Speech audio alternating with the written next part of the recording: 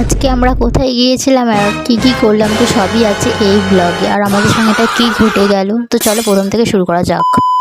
Hello guys, welcome back to my channel. আর আমি হলাম টিনা। আজকে আমরা যাচ্ছিলাম দক্ষিণেশ্বর সরস্বতী পুজোর পরের দিন। এটা তো আমরা সকাল সকাল বেরিয়ে পড়েছিলাম। সকাল বলতে ওই 11টা নাগাদ বেজে গিয়েছিল।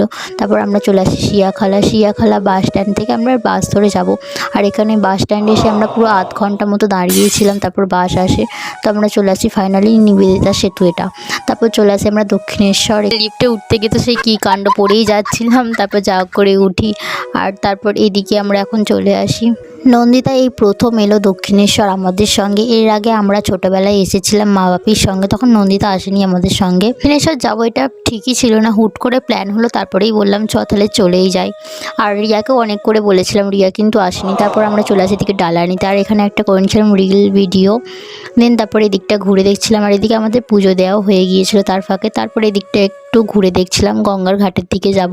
ছোটোবেলা গিয়েছিলাম তখন একরকম ছিল, এখন একটু পরিবর্তন হয়ে গেছে, তো আমরা সেটাই ঘুরে দেখছিলাম চারিদিকটা।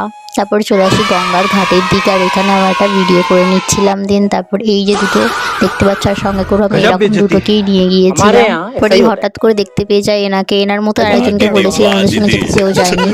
আর তারপরে এদিকে ঘটে যায় আরেকটা কাণ্ড আমাদের সঙ্গে। আমার নন্দিতাকে বলেছিলাম পুজো ডালাটা বের করে একটা ছবি তুলবো, বাবাও তার আগেই কেড়ে নিয়ে খেতে শুরু করে দেয়। তারপর আসি একটা দোকানে দুপুরের খাওয়ার জন্য। আর সাথীকে অনেকক্ষণ থেকেই বলছিলাম, ও আসতে চাইছিলাম, তারপর ফাইনালি আসে। তারপর এখন আমার ফেরিঘাটে টিকিট কেটে নিয়েছে। এখন নাকি হুট করেই বলছে চল তাহলে বেলুড় মঠ থেকেই ঘুরে আসি একবারে। কোনদিন যেহেতু আমিও যাইনি তাই যাচ্ছিলাম আর কি। আর এদিকে এতটাই ভিড় হয়েছিল যে কি বলবো। আর ঠিক এরকমভাবেই দাঁড়িয়েছিলাম। আর নন্দিতার ফোনে যেহেতু ভিডিও করছিলাম, ও তো দেখছিল যে একবার যদি পড়ে যায় তোকে তো মারবই। তারপর আমরা নেমে পড়ি লঞ্চ থেকে। দিয়ে এখন আমরা যাব মঠের দিকে। আর এখানেও আমার ওপর চেল্লাচ্ছিল যে তুই আমার ফোনটা কেন ধরেছিলিস বাইরের দিকে। আমি তো হাসছিলাম, আর কিছু বলিনি। এদিকে তারপর অনেক কিছু বিক্রি হচ্ছিলো, নেবো ভাবছিলাম, তারপর আর নেওয়া হলো না। দেন তারপর চলে আসি আমরা মঠের ভিতরে। আমাদের সেই বেরিয়ে থেকে ঝগড়া ঝামেলা শুরু হয়ে গিয়েছিল। নিয়ে যাওয়ার হয়, আমরা তিনজনেই যাই, ঝগড়া ঝামেলা করি, আবার হাসি মজাও করি, সবই হয়, কিন্তু ভালো লাগে।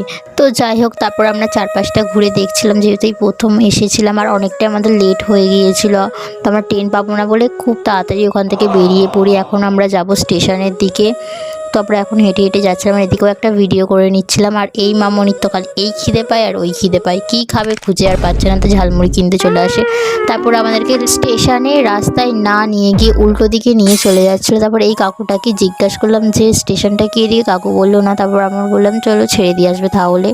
তারপর এদিকে একটা সরস্বতী বিসর্জন হচ্ছিল। আর এটা দেখে এদের নাচ শুরু হয়ে যায়। এদিকে গান মানে শুনলেই হয়। ফাইনালি আমরা স্টেশনেও চলে আসি। তারপর অনেকক্ষণ ওয়েট করার পর আমাদের ট্রেনও চলে আসে এদিকে। তারপর আমরা এখানে শিয়াখালায় চলে আসার পর ফুচকা খেয়ে নিয়েছিলাম, তার মাঝে ক্লিপগুলো আমি নিতেই পারিনি। ট্রেনে অনেকটাই ভিড় হয়েছিল সেই কারণে। তারপর আমরা এখন যাব বাড়ি, তো আমরা এখন দাঁড়িয়ে আছি। তারপর এখান থেকেই পায়েস বিতরণ হয়েছিল, পায়েস খেয়ে নিয়ে এখন যাচ্ছি বাড়ির দিকে। এখন প্রায় রাত 7টা 7:30 মতো হয়ে গেছে। তো বাই গাইস, দেখা হচ্ছে নেক্সট ব্লগে।